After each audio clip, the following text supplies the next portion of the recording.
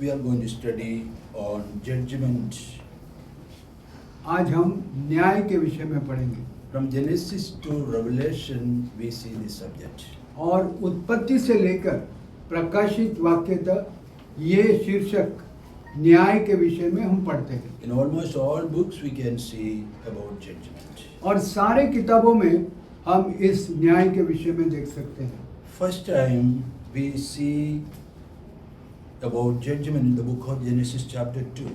और पहली बार न्याय हम कहाँ देखते हैं? उत्पत्ति की पुस्तक 2 अध्याय में। Genesis chapter 2 verses 16 and 17. उत्पत्ति की पुस्तक 2, 16 और 17। And the Lord God commanded the man, saying, Of every tree of the garden you may freely eat, but of the tree of the knowledge of good and evil you shall not eat, for in the day that you eat of it you shall surely die. पहले से हिंदी में पढ़े। और यहोवा परमेश्वर ने आदम को यह आज्ञा दी कि तू वाटिका के सब वृक्षों का फल बिना खटके खा सकता है, पर भले या बुरे के ज्ञान का जो वृक्ष है उसका फल तू कभी ना खाना, क्योंकि जिस दिन तू उसका फल खाएगा उस दिन अवश्य मर जाएगा। It's God who told to Adam and Eve about this tree and the eating of the fruit. और परमेश्वर ने इस पेड़ के विषय में कहा और इस पेड़ के फल को खाने के विषय में कहा। God commanded the man, saying, परमेश्वर ने मनुष्य को यह आज्ञा दी, Every tree of the garden you may freely eat, सारे पेड़ जो बागीचा के सारे पेड़ है उसमें से तुम खा सकते हो, but of the tree of the knowledge of good and evil you shall not eat. लेकिन भला बुरा का जानकारी देने वाले पेड़ का फल को मत खाना। God created many trees. परमेश्वर ने बहुत सारे पेड़ बनाए। Adam was given to take the fruit of any tree and eat, except one tree. कोई भी पेड़ का फल वो खा सकता था, सिर्फ एक का नहीं।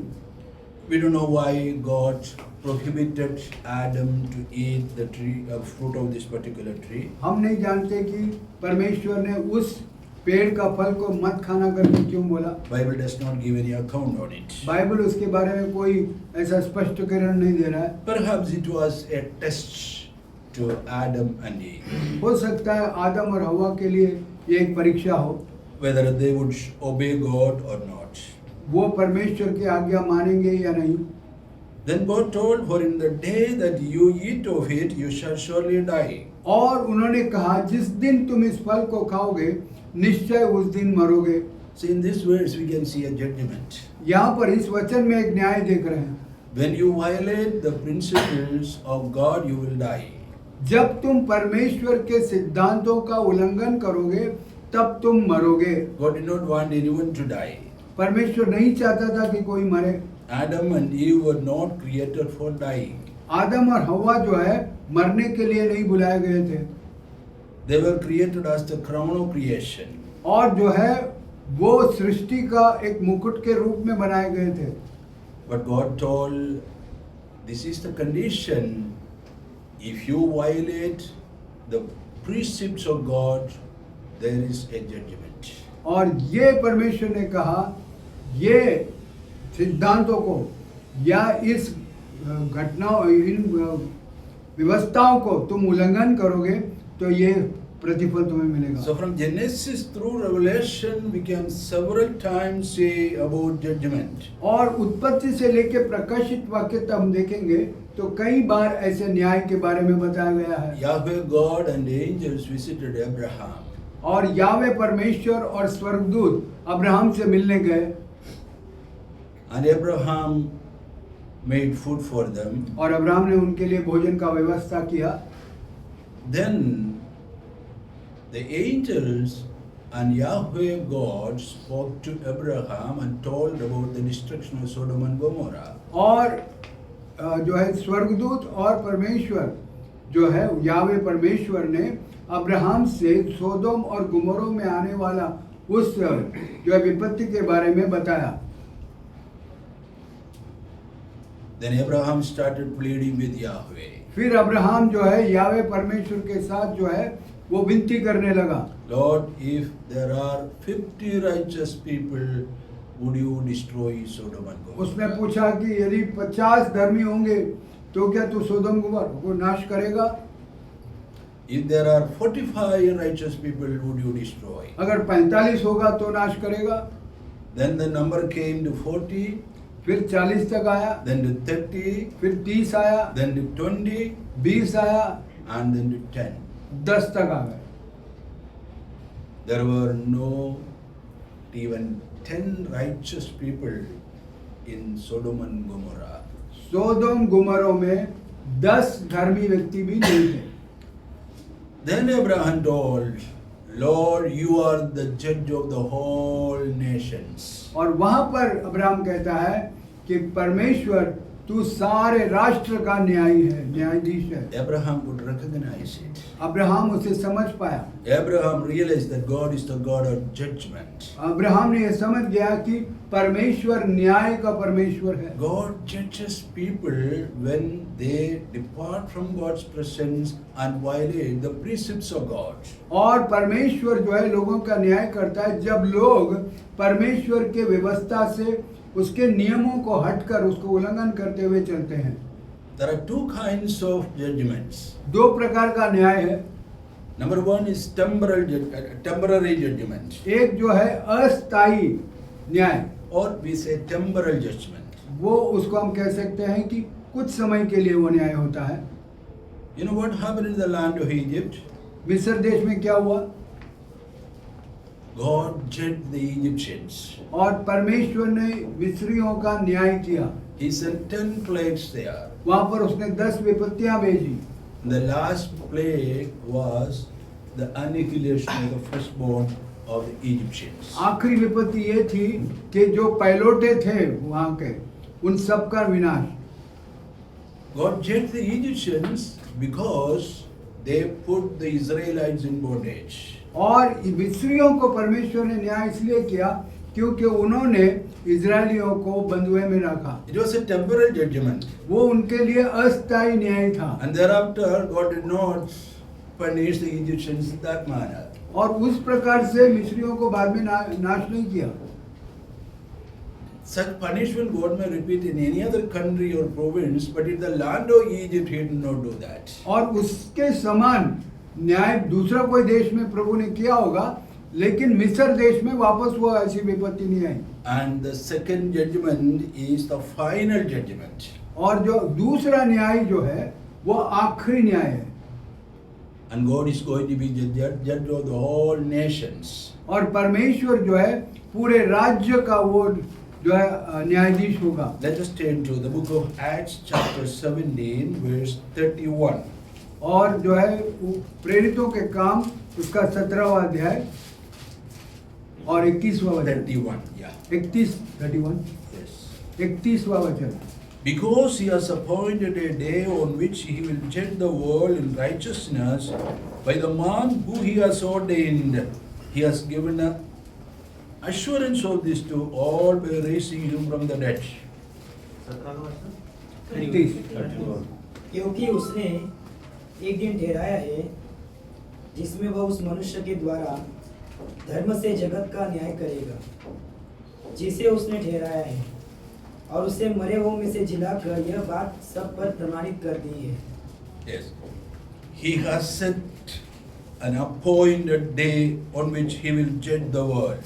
उसने एक दिन नियुक्त किया है जब वो दुनिया का न्याय करेगा। And He's going to judge the world in righteousness. और धार्मिकता में वो न्याय करेगा। And here it says Jesus Christ is going to be the judge. और यहाँ पर लिखा है कि यीशु मसीह वो न्यायाधीश होगा।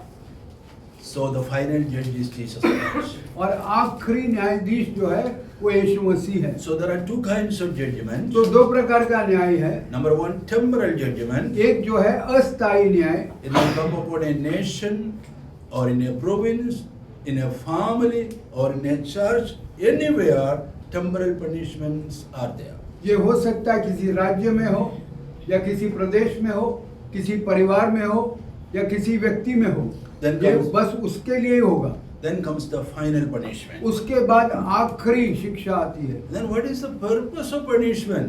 उस शिक्षा का आखिरी क्या है? Why does God punish His people? परमेश्वर अपने लोगों को शिक्षा क्यों देता है? God is a God of mercy. क्योंकि परमेश्वर तो दया का परमेश्वर He है, is a God of love. वो प्रेम का परमेश्वर है। Why does he punish his children? क्यों वो अपने बच्चों को ताड़ना देता है या शिक्षा देता है? We must understand God assesses all our works. आपको ये समझ में आना चाहिए कि परमेश्वर हमारे सारे कामों को मूल्यांकन करता है। God knows our thoughts, परमेश्वर हमारे सोच को समझता है, our works, हमारे काम को, our deeds, हमारे कार्यों को, our actions, हमारा जो कार्यशैली को, and he knows our thought life. और हमारे सोच का जीवन भी जानता है। And he assesses वो- all what is going through our mind. जो कुछ हमारे मन में होता है उन सब का वो मूल्यांकन करता है। And after assessing our thought life, God wants to give us reward. और हमारे सोच को मूल्यांकन करने के बाद वो हमारे जीवन में प्रतिफल देता है। And if there is nothing to be assessed as good or virtue, then punishment is the result.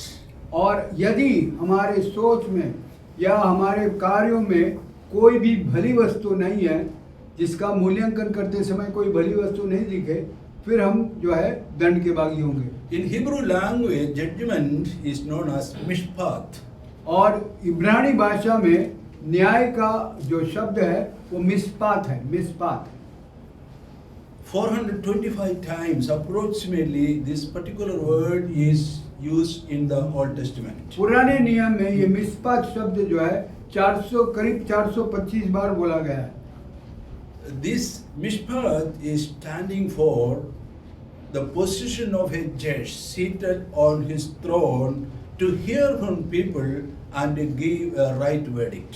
और जो है ये मिस्पात शब्द जो है उस न्यायाधीश के बारे में बताया गया है जो अपने सिंहासन पर बैठकर लोगों की बातों को सुनकर उसके अनुसार वो अपना फैसला सुनाए।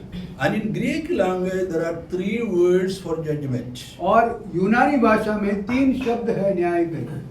You should understand. You should understand that the Old Testament is written in Hebrew language, आपको ये याद होना चाहिए कि पुराना नियम जो है इब्रानी भाषा में लिखी है and the New Testament is written in Greek language. और नया नियम जो है यूनानी भाषा में लिखी है। In Greek language, for judgment there are 3 words used. और यूनानी भाषा में न्याय के लिए 3 शब्द का इस्तेमाल हुआ है। Number 1, krima. एक है क्रिमा, Number 2, krisis. दूसरा है क्रीसिस, क्रिमा, Krisis. क्रीसिस, And the third one, dikiaiokrisia.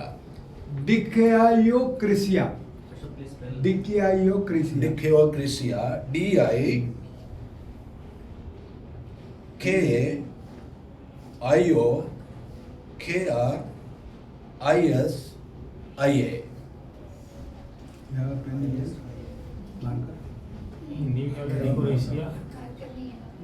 Circle is going on. Dikiaiokrisia.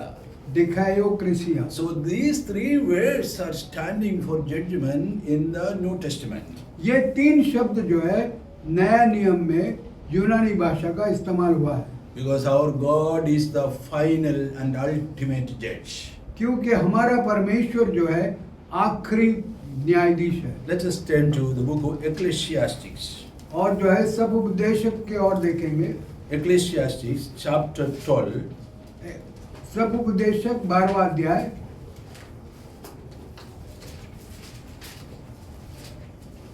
verse 40. 14 वचन।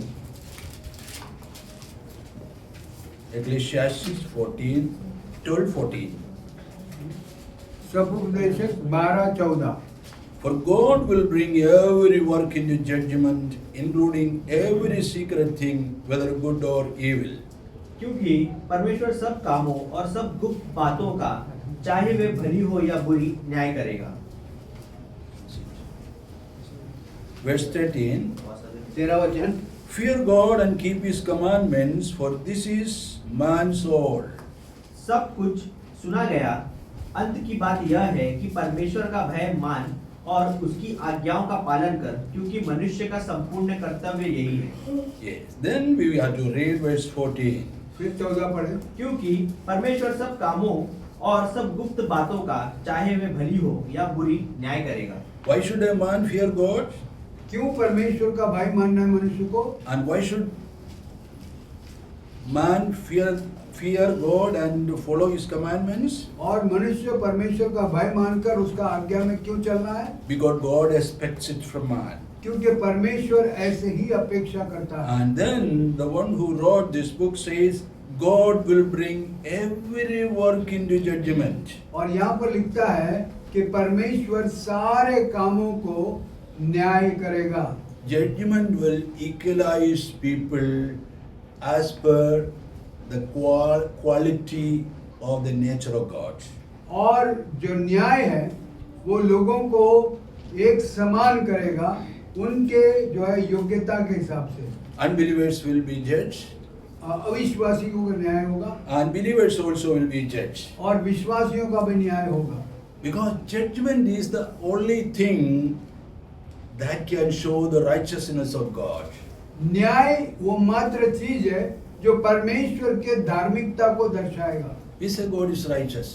हम कहते हैं कि परमेश्वर धर्मी है। If God show partiality, then we cannot say God is righteous. अगर परमेश्वर भेदभाव करता है तो हम कह नहीं सकते कि परमेश्वर धर्मी है। And He has to punish the wicked people, and He has to give reward to the holy people of God. Then only a person can say God is righteous. वो जो है दुष्टों को उनके कामों के हिसाब से दंड और धर्मियों को उनके कामों के हिसाब से प्रतिफल जब वो देगा तब बोल सकते हैं कि वो धर्मी है। So judgment is the time for God to show His righteousness to the people on earth. न्याय का समय वो है जब परमेश्वर अपनी धार्मिकता लोगों पे प्रकट करेगा। Romans chapter 2, रोमी की पत्री 2 अध्याय 5 and 6 we will read. 5 और 6 पढ़ेंगे। But in accordance with your hardness and your impenitent heart, you are treasuring up for yourselves wrath in the day of wrath and revelation of the righteous judgment of God. Romeo 2 का 5 और 6। पर तू अपनी कठोरता और हठीलेपन के कारण उसके क्रोध के दिन के लिए जिसमें परमेश्वर का सच्चा न्याय प्रकट होगा अपने लिए क्रोध कमा रहा है, वह हर एक को उसके कामों के अनुसार बदला देगा। Yes. The hardness of your heart is so hard that God has to either punish that man or to sort out the problem.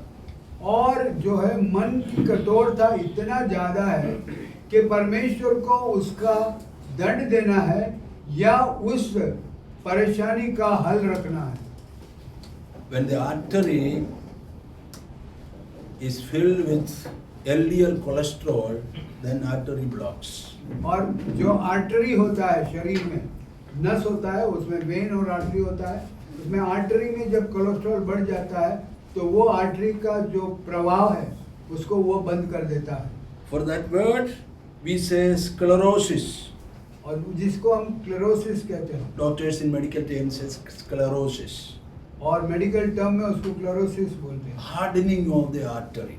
Artery जो नस है, आर्टरी नस, वो कड़क हो जाता है। Then there is only one alternative. फिर एकमात्र उसका इलाज Either stent or bypass surgery. या तो बाईपास सर्जरी करो या स्टेंट डालो। So hardening is the most difficult thing, and blood cannot be pumped easily in the heart of that man. और ये जो नसों का कठिन हो जाना, ये वो है जिससे जो खून का प्रवाह जो हृदय में पहुंचता है वो कठिनाई से जाता है। But here God speaks about the heart, spiritual heart is hardened. और यहाँ पर परमेश्वर आत्मिक बातें बता रहा है, आत्मिक रूप में हृदय कठिन है। It has become an impenitent heart. Impenitent, hard heart cannot और जो receive है the word of God. वो हृदय ऐसा हो जाता है जिसके भीतर कोई प्रवेश न कर सके, कठिन हो जाए, एकदम सख्त हो जाए। And because of that, that particular man is treasuring up wrath of God in his life. और इसी वजह से वो मनुष्य जिसका हृदय कठिन हो गया है वो परमेश्वर के क्रोध को अपने अंदर रखता है And God's wrath will come upon such people. और ऐसे लोगों पर परमेश्वर का क्रोध आएगा It will come upon all unrighteous people, वो हर एक अधर्मी लोगों के ऊपर आएगा so that he can render to each one according to his deeds. ताकि वो हर एक को अपने कामों के अनुसार प्रतिफल दे Everyone will have to give account to God as per his deeds and works. और हर एक व्यक्ति को अपने कामों के अनुसार उसको जो है हिसाब देना पड़ेगा There's no exemption. उसमें कोई भी जो है ऐसा ये चलेगा करके नहीं है Let us read one more verse. एक और वचन पढ़ेंगे Psalms chapter 9. Bhajan 9 Yes. 7 and 8. 7 और 8 भजन 9 7 और 8 But the Lord shall endure forever. He has prepared his throne for judgment. He shall judge the world in righteousness, and he shall administer judgment for the peoples in uprightness. परंतु यहोवा सदैव सिंहासन पर विराजमान है। उसने अपना सिंहासन न्याय के लिए सिद्ध किया है और वह आप ही जगत का न्याय धर्म से करेगा। वह देश देश के लोगों का मुकदमा खराई से निपटाएगा। Yes, God has prepared his throne for judgment. परमेश्वर ने अपना सिंहासन न्याय के लिए स्थापित किया है And that judgment he is going to mete out in righteousness. और उस न्याय को धार्मिकता से वो पूरा He करेगा will judge the world, in the sense he will judge the people in the world in his righteousness. और वो दुनिया का न्याय करेगा अर्थात दुनिया के लोगों का न्याय करेगा धार्मिकता से No one will be exempted. कोई भी उसमें से बचेगा नहीं And there are three elements that involve in the judgment of God. परमेश्वर के न्याय में 3 बातें होती है Number one, पहली बात the revelation of facts. परमेश्वर जो कार्यों का प्रकाशन God will reveal what kind of work you have done. आपने जो काम किया है उसको वो प्रकट करेगा Like in an X-ray, he will reveal it in front of you. आपके सामने एक एक्सरे के समान वो सारी बातों को प्रकट करेगा And God will simply not punish a person. और परमेश्वर यूं ही किसी को सजा नहीं देगा He will make sure that you have done it. वो आपको ये पूरी तरह से खातरी कराएगा कि आपने वो काम किया है Then only judgment will be pronounced. तब आपके ऊपर वो फैसला आएगा या न्याय होगा Let us read 1 Corinthians 3:13. पहला कोरिन्थी 3:30 पढ़ेंगे 1 Corinthians 3:13. मंत्री Chapter 3. पहला कोरिन्थियों 3:13 तो हर एक का काम प्रकट हो जाएगा क्योंकि वह दिन उसे बताएगा इसलिए कि आग के साथ प्रकट होगा और वह आग हर एक का काम परखेगी कि कैसा है Yes. Each one's work will become clear. हर एक व्यक्ति का जो कार्य है वो एकदम स्पष्ट रूप से दिखेगा And for the day will declare it. और वो दिन उस बात को प्रकट करेगा Which day? Which day? कौन सा दिन The day of judgment. न्याय का दिन The day of judgment will declare the work of believers and non-believers. और वो न्याय का दिन ही ये बात को बताएगा कि विश्वासियों का और अविश्वासियों का न्याय के बारे में And God will test people's deeds in His holy fire. और परमेश्वर अपने पवित्र अग्नि से उन सारे कामों को परखेगा And the fire will test each one's work of what sort it is. और वो आग सबके कामों को परखेगी कि वो किस प्रकार का है Next chapter, 1 Corinthians chapter 4 verse 5. पहला कोरिन्थी 4:5 1 कोरिन्थियों 4:5 इसलिए जब तक प्रभु न आए समय से पहले किसी बात का न्याय न करो वही अंधकार की छिपी बातें ज्योति में दिखाएगा और मनों के अभिप्रायों को प्रकट करेगा तब परमेश्वर की ओर से हर एक की प्रशंसा होगी Yes, there is a day in which God will bring both all His deeds to the light, and all things that are hidden, and reveal the counsels of the hearts. सारी बातें जो मनों की है उन बातों को वो प्रकट रूप में लाएगा. What is hidden in mind and what is revealed, both things he will reveal on the day of judgment. न्याय के दिन जो बातें मन में छुपी हुई है और जो बात प्रकट है उन सारी बातों को खुलासा करेगा. So that is the evaluation of facts. ये जो है उन सत्यों का मूल्यांकन है. He will make sure that man has done it. और वो इस बात को निश्चित रूप से साबित करेगा कि आपने वो काम किया है. He will make sure that you have done it, and if you are not sure, God will not deal with it. और आपको ये खातरी दिलाएगा कि आपने ये काम किया है, और अगर आपको याद नहीं है तो याद दिलाएगा, और अगर आप बोलते हो नहीं मैंने किया ही नहीं है तो उसका न्याय नहीं होगा. इसीलिए वो उस बात को खातरी करा के ही बाद में न्याय करेगा. This is the way God will judge people. इसी प्रकार से परमेश्वर लोगों का न्याय So करेगा. no one can say to God, no, I did not do it.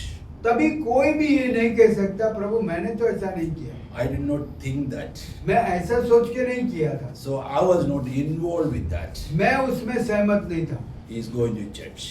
क्योंकि वो न्याय करेगा. This is what the way God is going to judge the people. और यही तरीके से परमेश्वर लोगों का न्याय करेगा. So God is the ultimate judge, and we have to be careful in our lives to live a holy life. और परमेश्वर वो अंतिम न्यायाधीश है, इसीलिए हमें बहुत सावधानी से हम जो कर रहे हैं उसमें ध्यान रखना For है. that God is calling you. इस बात के लिए परमेश्वर आपको बुला रहा है. God bless you. प्रभु आपको आशीष दे.